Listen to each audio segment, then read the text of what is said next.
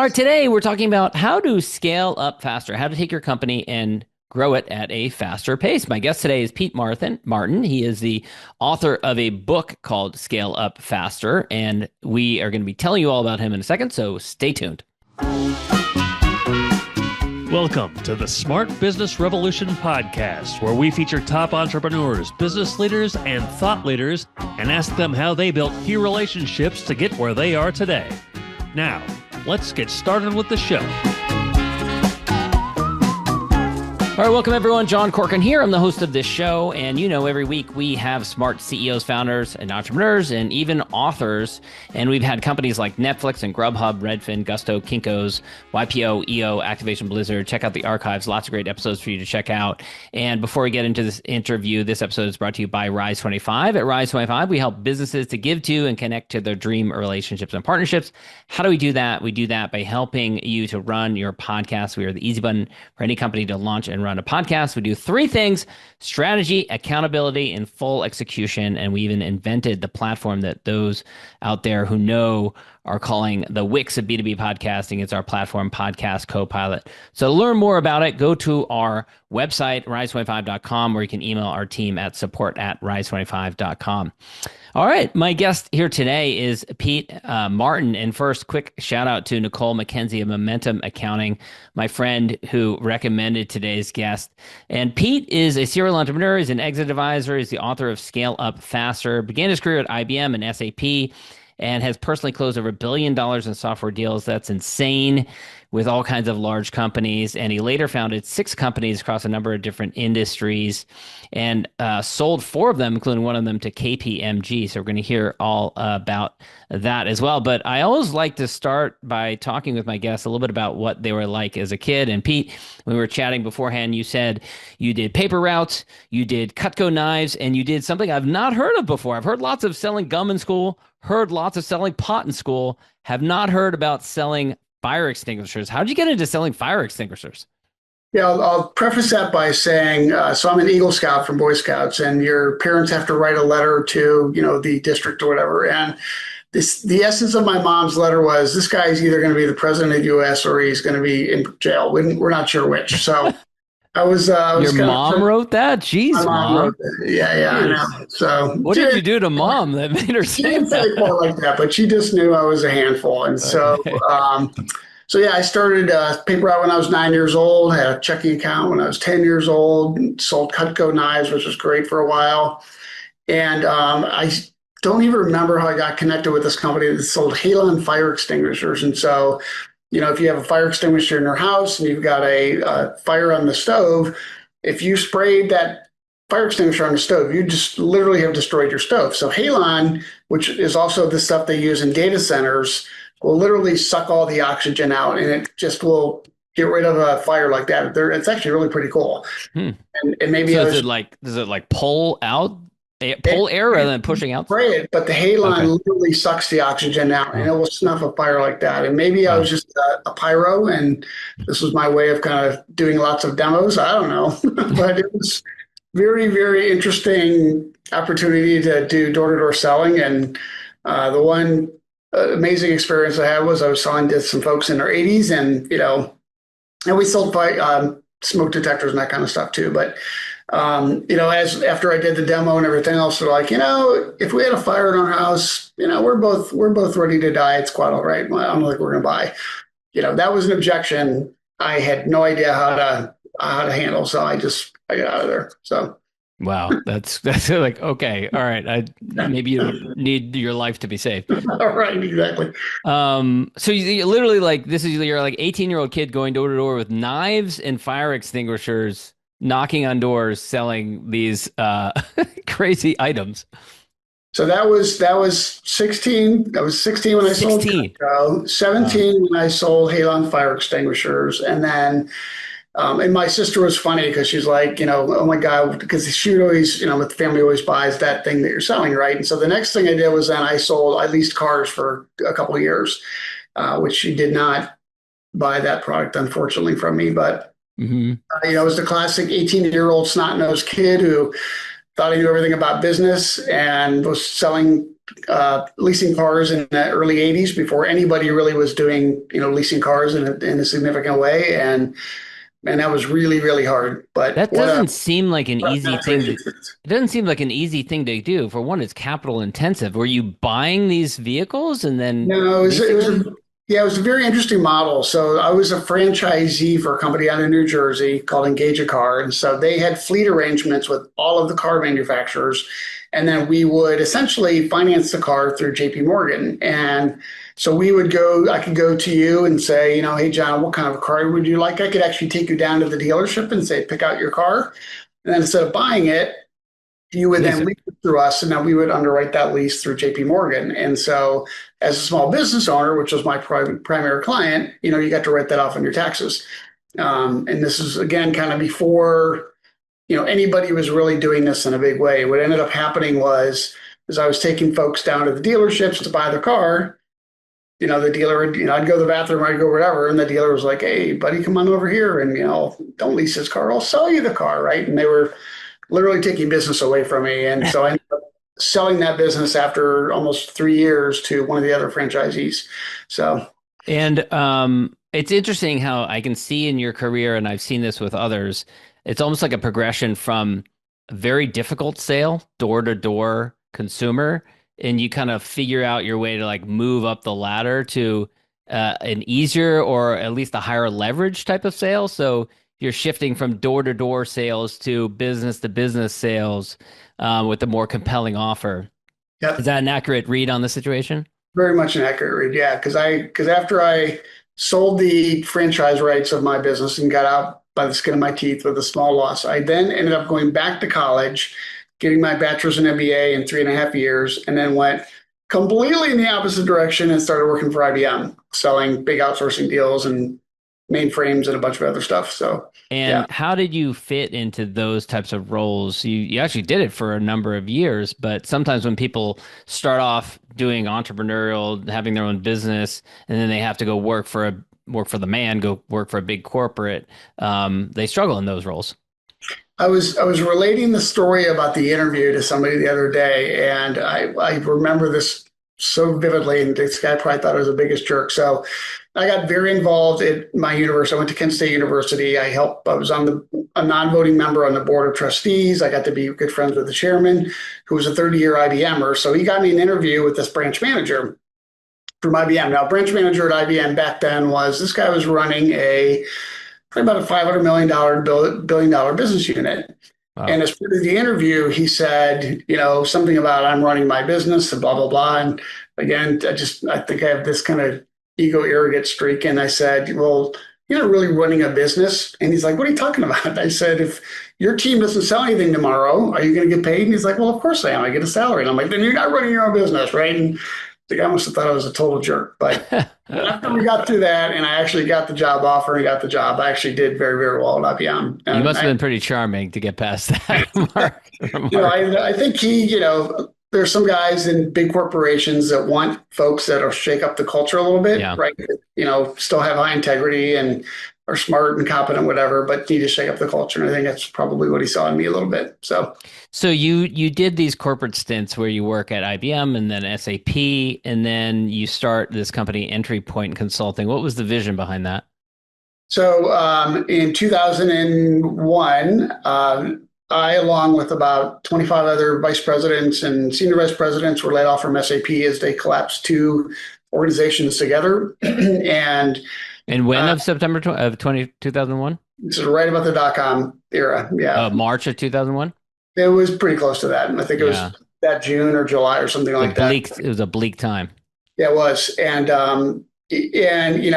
for me, it was great because the two bosses ahead of me were never going to leave SAP. And I'm like, I have no upward momentum whatsoever. So I'd been looking anyway.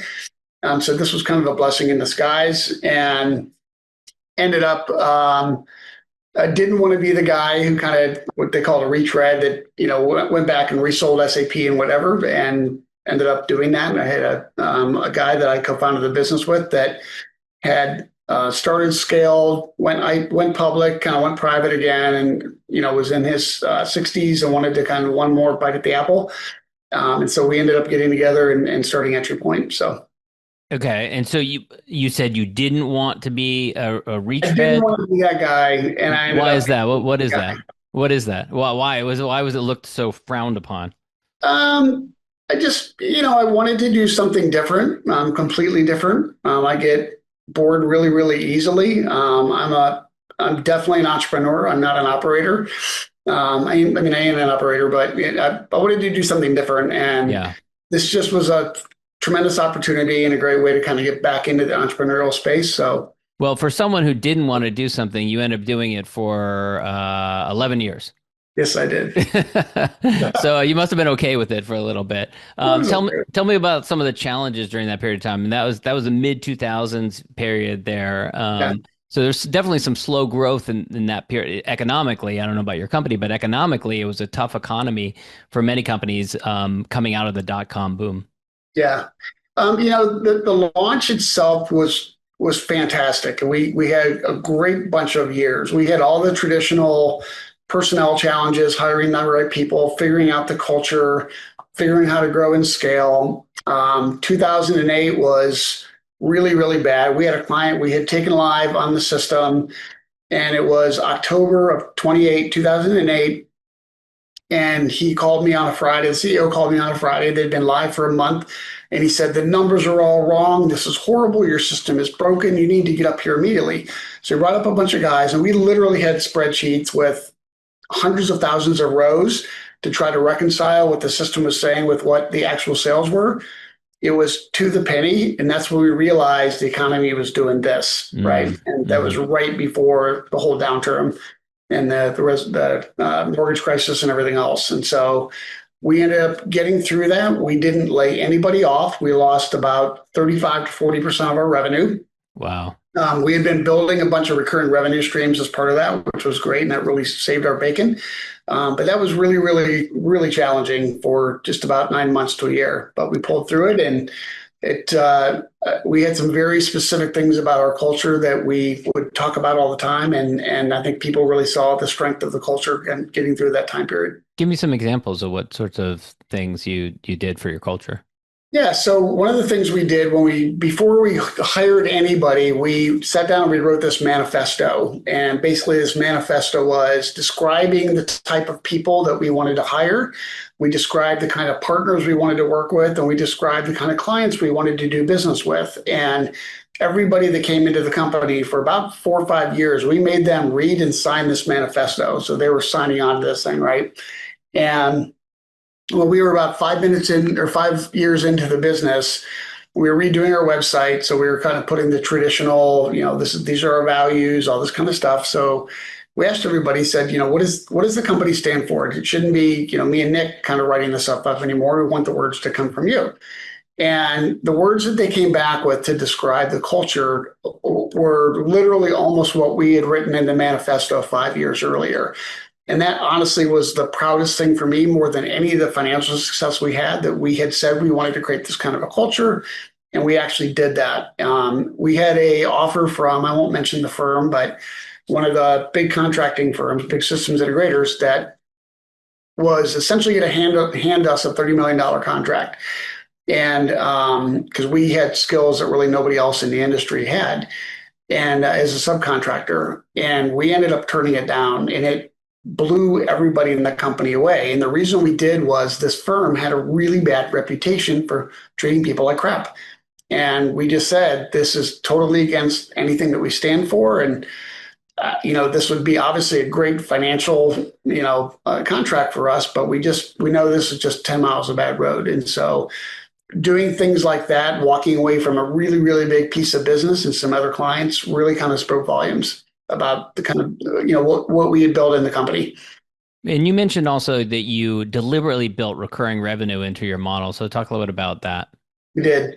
This comes from, I was really no smarter than anybody else, just understanding that from both a valuation of the business perspective and just being able to sleep at night. When you have a consulting business and you're charging by the hour or even fixed price or whatever, you get really, really lumpy revenue, right? And so this was our attempt to kind of take and demodulate that lumpy revenue a little bit. So that was really the idea behind it, just to manage cash flow better and predictability of the business. Not really knowing at the time that you're rewarded with a much higher valuation when you do that. That wasn't really the intention. It was really to kind of flatten this really lumpy revenue. So, And what were the things that you came up with? we had a bunch of, we would take our consulting engagements, we kind of chop them up into the things that everybody typically would ask for.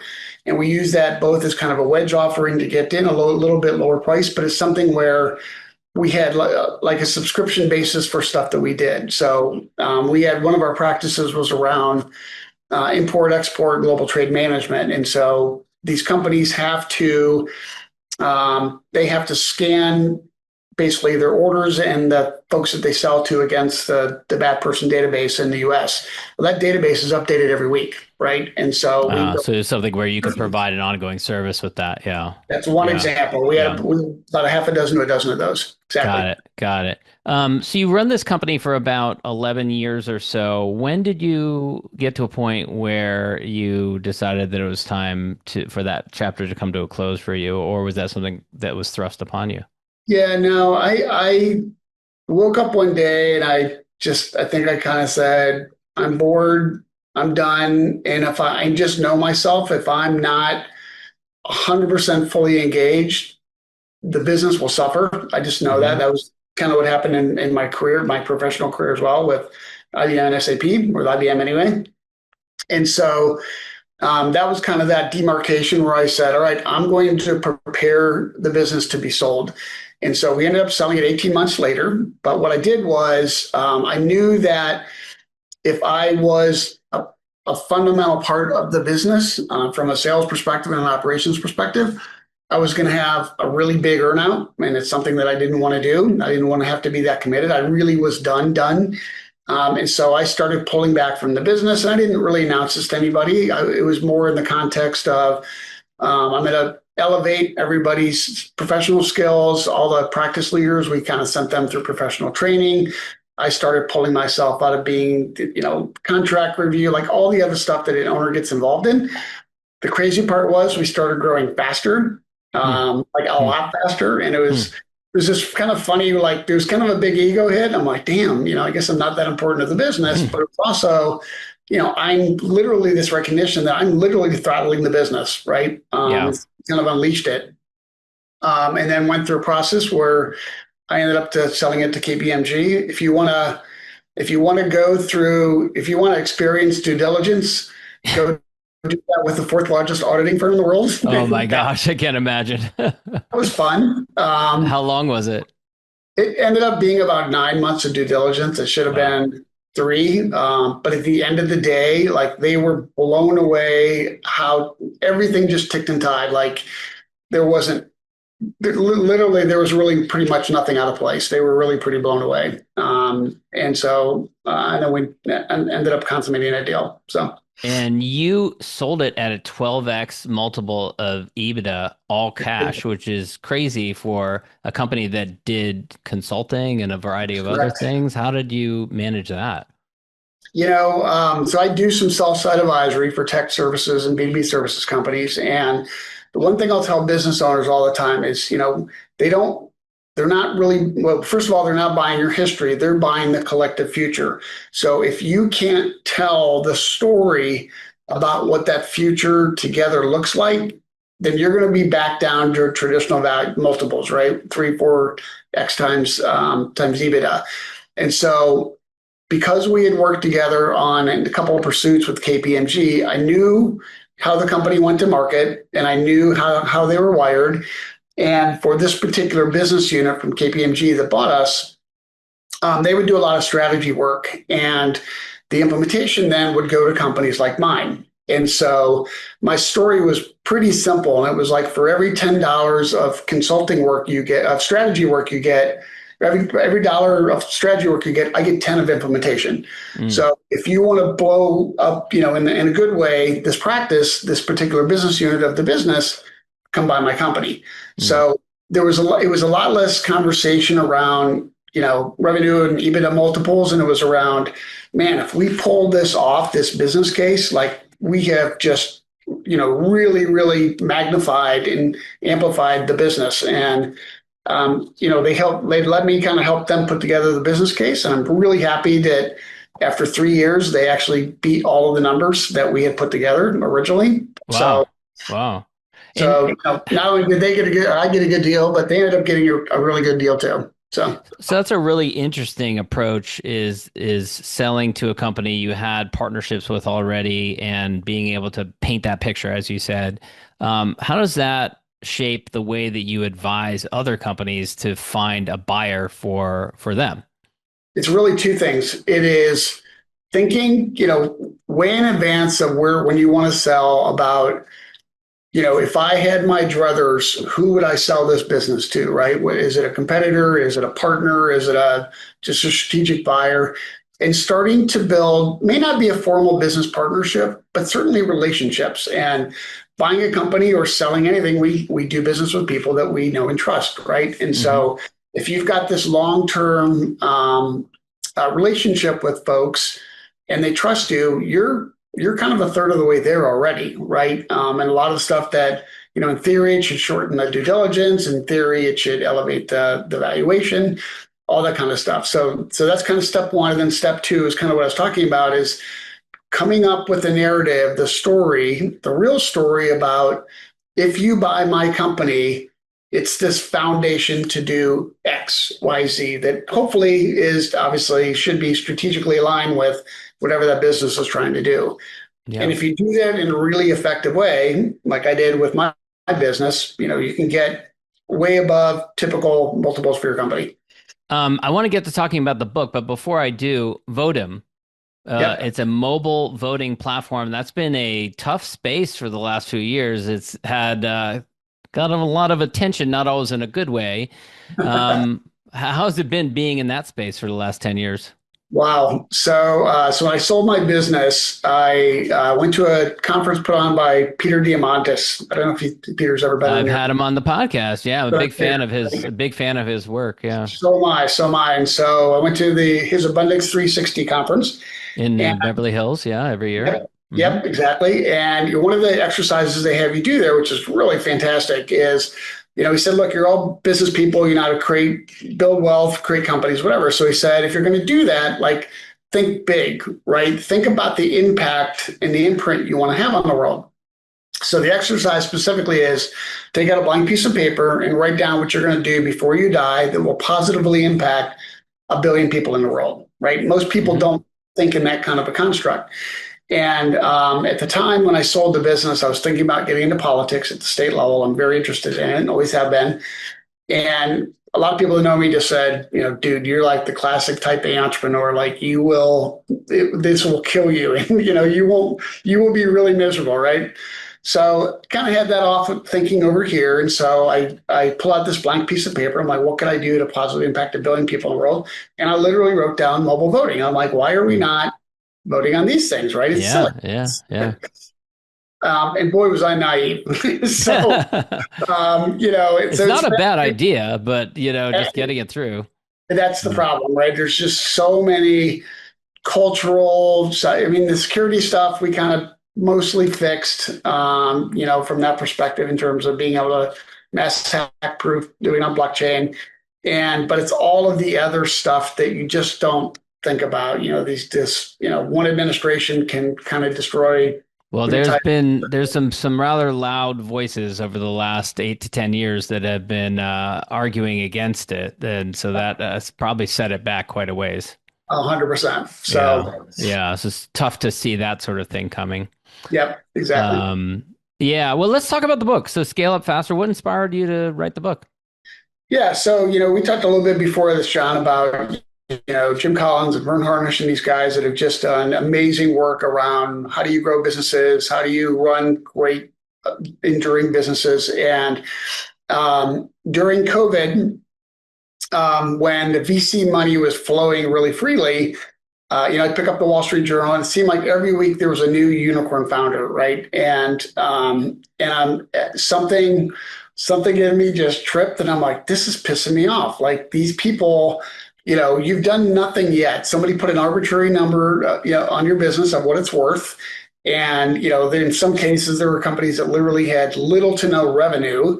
And I'm like, this is ridiculous, right? This is almost a dot-com thing again. And so I wanted to and I sat on a lot of advisory boards. I spent lots of times with entrepreneurs and business owners. And I'm like, why is the business media not focusing on guys like that and ladies like that have built really great businesses that are really profitable, having a huge impact on their communities instead of these people, right? These unicorn founders. So that was kind of the impetus. And after I'd sold my company, I was going to write a book and, sat down and wrote out some potential chapters. And at some point it hit me. I'm like, nobody gives a shit about me. Nobody could like what I did. Like, who cares, right? Maybe my family will buy a couple copies, but that's about it. And so it had always been kind of sitting out there. And so I kind of rethought about that. I always wanted to write a book and decided to take a page off of Jim Collins' Good to Great and do the same kind of research. And what I love about Good to Great is just the level of the depth of the research that he did, right? That you can't argue with it because he just spent so much time doing that. And I read tons and tons of business books, and nobody, in my opinion, had done the same Good to Great, but for smaller companies, for private businesses. Partially because it's Jim Collins also had a team of Stanford graduate students at his disposal as well. So how did you approach this one, considering that? Yeah. So if I knew it was going to take me 3 years to do it, I don't know if I would have done it, to be perfectly honest, but I'm really, really glad I did. I had talked to a couple of companies actually that are in the business of doing all the research, and was almost a contract with one of them. And then I just said, well, hold on, A, it felt inauthentic to me, and B, I'm like, I just need to do this research. I need to have these conversations with these people. And so what I ended up doing was I took the Inc. 5000 over a 7-year period, 2015 to 2022, and there was about 32,000 unique companies, and I paid for the databases to get it. And then I filtered them by companies that doubled revenues every year for at least 4 of those 7 years consecutively, which is really, really, really hard to do. So that took the number down to 386. And then I wanted to look specifically at bootstrapped companies. I mean, give me $100 million and I can grow my company fast too, right? That doesn't mean anything to me. Yeah. And so they had to be not venture funded. Correct. Okay.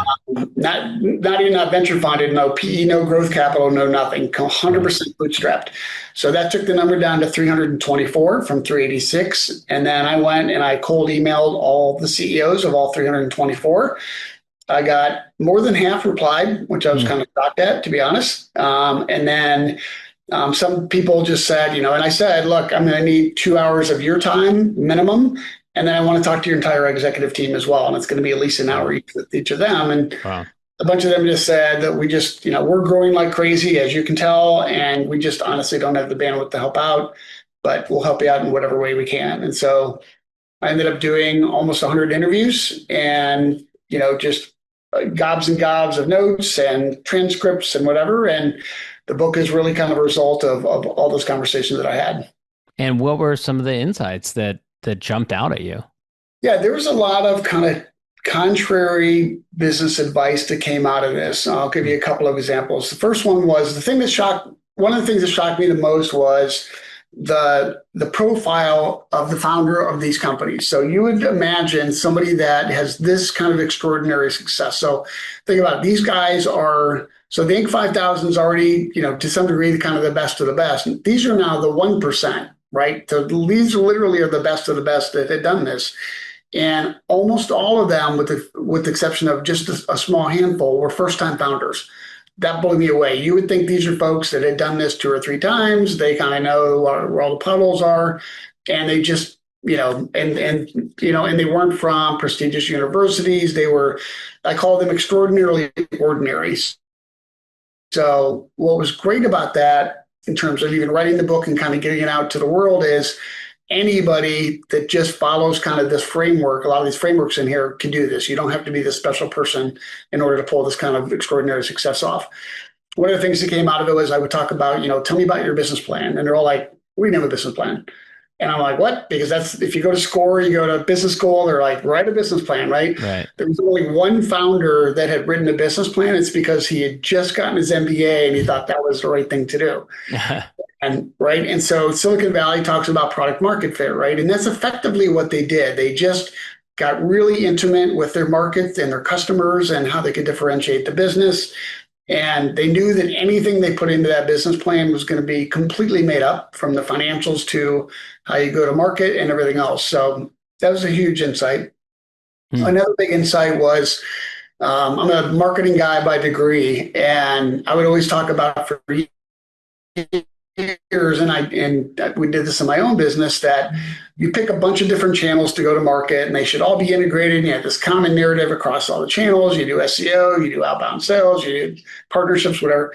And virtually all of these companies went to market through one channel. In fact, 5 of the companies that I talk about in the book, they got their business through cold calling. It was extraordinary. Wow. And the big message was, pick one channel and master it. Like you just become great at it. And so, whether you call it focus or whatever it is, right? These companies really did that in an extraordinary way. And of all the businesses, and I covered almost every industry you can think of, from, D2C flowers to a real estate investment trust to, you name it, software companies and franchisors. Like, it's pretty much across the industry. And that was pretty consistent with pretty much everybody. They went to market one way and they mastered it. And they really kind of looked at the numbers in terms of the customer journey and where all those dropping off points. And they just kept working it until they got better and better and better. Interesting. Yeah. And what about the personality of the founder or the CEO? Did you see any commonalities amongst them? Yeah, what's really funny is I got about 5 interviews in, and I would ask them a lot about their backstory as well, kind of how they got into business. And what was coming through, this theme that was coming through, was what I ended up calling leaning into their chip. And so they all had this chip on their shoulder for something, right? Yeah, love it. I love it. I have a lot of stories in the book about the chips in their shoulders. Oh, And so yeah. I ended up adding that back into one of the questions I would ask. And I would literally say, so John, what's your chip? And every one of them knew exactly what I was talking about. And they're like, I had this happen. This 5th grade teacher said that I couldn't do it, and I'm showing her. Yeah. Yep, exactly. Yeah. And I think that, we have this culture in the US about, you have to go to a therapist and you have to get rid of whatever that is, right? Yeah. And all of them basically said, no. I'm using that to drive me forward. I'm using that as motivation to be more successful, as opposed to I'm just kind of trying to get rid of it, right? It was really kind of fascinating. Yes. So that was very much a common theme through a lot of the different folks that I had talked to. Yeah, that is a super common one. I think almost all the entrepreneurs that I have interviewed have got something like that. It doesn't always come out, but it might take a couple of glasses of wine before you find out what it is, but eventually it reveals itself. Sometimes people don't even realize consciously, they don't even conscious of it, Did you find that with some people too, that it took a while to get to it? Yeah. Not really. Okay. Some were, I would say, a little reluctant to go deep with me. Like, who am I, right? I'm not their therapist, whatever. And as I would kind of gently nudge and push whatever, those stories would come out. One of the CEOs, when I started getting her backstory, she went on for 25, 30 minutes just on all of the stuff that, and it's in the book, that she had gone through. And I literally said, I'm like, my God, like, I need a glass of wine because I'm so stressed out about your life. I need to calm down. Like, it's pretty crazy, just the stuff that these people went through. But interesting also that it wasn't all like software companies. These were like traditional types of businesses, many of them, that were growing by leaps and bounds. Yeah, and I'll tell you, so, I started, scaled, and sold a consulting firm. One of the companies I talked to is called Riva. They are a federal systems consulting firm. And when your business is coming from people in consulting, that's really hard to scale. And they did it. And there's lots of different stories of industries who will say, well, this is an industry where you can't scale. And I'll just say, I'm going to call BS on that, because I cover so many different industries, from literally kind of mental wellness, healthcare, to, again, a real estate investment trust, to consulting firms, software firms, franchisors. And we kind of put it down into this framework that it would work successfully for all of them. Yeah. And then you mentioned earlier about the importance of culture in your own company. Yeah. What did some of these companies say about the importance of culture? That's the first chapter in the book around culture. And what I discovered was, I call it the C word because everybody makes it very fluffy, right? Yeah, we got our culture, whatever. What these people did, which was extraordinary, one of the things we also did in terms of the interviews is we web scraped every website of all 324 companies, the career section, the about us, what they were looking for from candidates, and then for all the ones where we did the interviews, we actually looked at their competitors as well. And what these companies that are in the book were able to do is not only have a culture, but describe it in really rich, vivid detail. So when you would get on the website and you'd say, I want to work for John Corcoran's company, and they would read kind of the about us or about like you get this picture of exactly what it's like to work for John's company. And then we would look at the competitors and the differences were so stark. It's kind of laughable. Mm. And so not only did they have strong cultures, but they were able to describe it really, really vividly. And one of the things that we would talk about, and I tell other CEOs is, the benefit of doing that is you both attract and repel. So you attract the right kind of people to your culture and you repel the people that you don't want in your company. And if you have this really generic, we're all about, professional development and helping our clients succeed, I- Yeah. you can Seen it use a it million anywhere, times before. right? Yeah. Yeah, it doesn't Yeah. do anything. And then same thing with on the people side, the extent that they went to, the lengths that they went to make sure that people were a good culture fit, subscribed and were aligned with their values, and then looked at competencies. And so all of them said, we don't look at resumes. We don't look at past history for the most part, and if there's a specialty thing, if you're a developer, of course you have to have those skills to do Python or whatever, right? But they all screen for culture fit first and then value alignment second. And if somebody didn't hit those two gates, they were not even considered. It didn't matter Yeah. from a direct competitor or anything else. That was number one and number two for them. It's right on our careers page. Our core values spell out give back.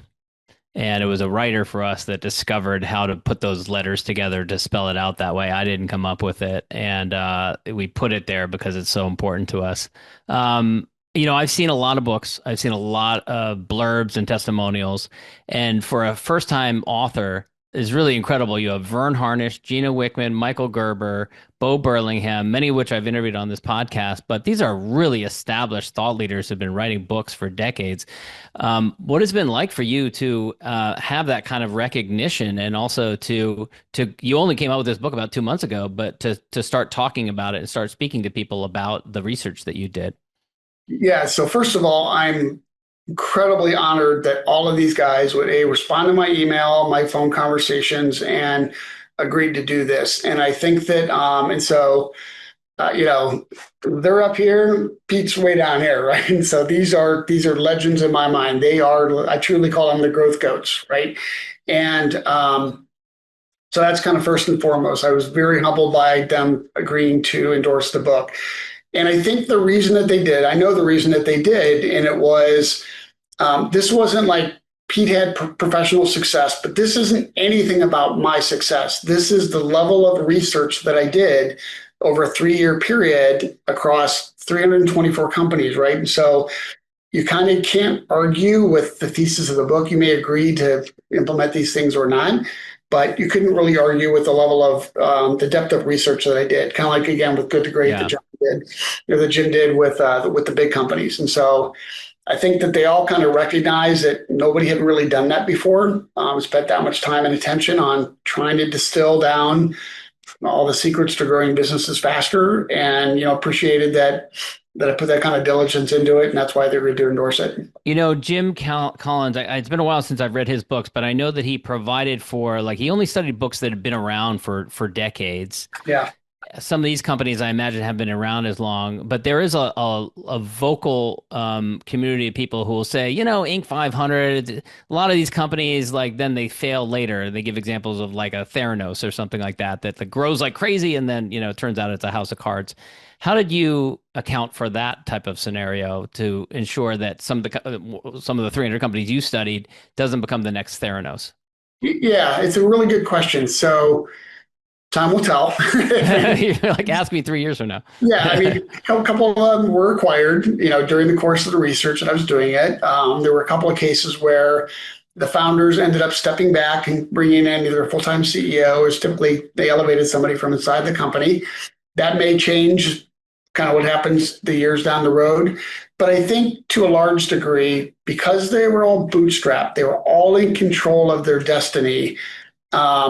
I give them much higher odds of success in being around and however long they want to keep these businesses than it would a Theranos, right? And it's amazing when you're in control of your own destiny and you're not subject to investment bankers and outside capital sources that are going to make you do stuff that maybe you shouldn't do on behalf of customers or employees. Yeah. So, you just have to update the research 3 or 5 years from now. You might imagine that there might be like a new edition every year. For sure. I mean, it would be fascinating to study that. Well, this has been really, really interesting, Pete. I appreciate your time. I want to wrap up with my gratitude question. So I'm a big fan of expressing gratitude and also giving my guests a little bit of space at the end here to acknowledge any peers, contemporaries who've helped them in their journey so far. Anyone you would want to acknowledge? Yeah, I'd say there's 2 people. So probably 3 people. They're on over long-term basis. When I had started EntryPoint Consulting, I started with this guy named Nick Canatano, and I didn't really know Nick very well. I was at SAP. He was an SAP partner. And this is the guy that decided he reached out to me and said, "Hey, I want one more bite of the apple. Do you want to come do this?" And I didn't really know him very well. And what ended up happening, really fortunately, is we had perfectly aligned values. If you took any tough business situation, personnel, customer, whatever, and you asked us how we should both handle it separately, we came up with exactly the same answers. And so that was really, really, really lucky. And so he was 11, 15 years my senior, had grown a business, acquired 6, raised all kinds of capital, went public, went private again. So he'd kind of done it and seen it all, where I had not at that point. And just was an amazing, amazing mentor. I ended up buying him out in 2008 before all that crap happened. So he got the maximum. Talk about timing, like he got the very valuation of EntryPoint, but then was even amazingly accommodating even thereafter. Yeah. So over the last 20 years, by far, I would give kudos to Nick Canatano. I think just recently, it's really been Vern. I continuously, as he pushes the book out to his audience and his network and his community. And you're referring to Vern Harnish, who's the author of the foreword on the book, yeah. Exactly. And I'm like, gosh, thank you so much. He's like, Pete, no, you don't get it. Like, it's a really good book. I'm not doing this just because I wrote the foreword and because I like you and you're a good guy and we're now friends. It's because it's a really good book and it's really good lessons and content that, super complementary to the scaling up methodology and everything else. So, he's been great. We're even doing some more stuff together. Really from a recent, and just, has obviously been an inspiration for decades, for sure. Yeah. So, yeah. Very cool. So those 2 people.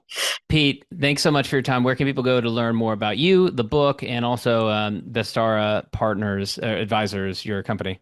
Yeah, so they can go to scaleupfaster.com to get more information about the book. They can order it from Amazon, of course. They can find me at LinkedIn, and I think I'm Pete G. Martin on LinkedIn. And those are probably the best ways to get me right now. So excellent. All right, Pete, thank you so much for your time. Thanks, John. Appreciate it. Thanks for listening to the Smart Business Revolution podcast. We'll see you again next time, and be sure to click subscribe to get future episodes.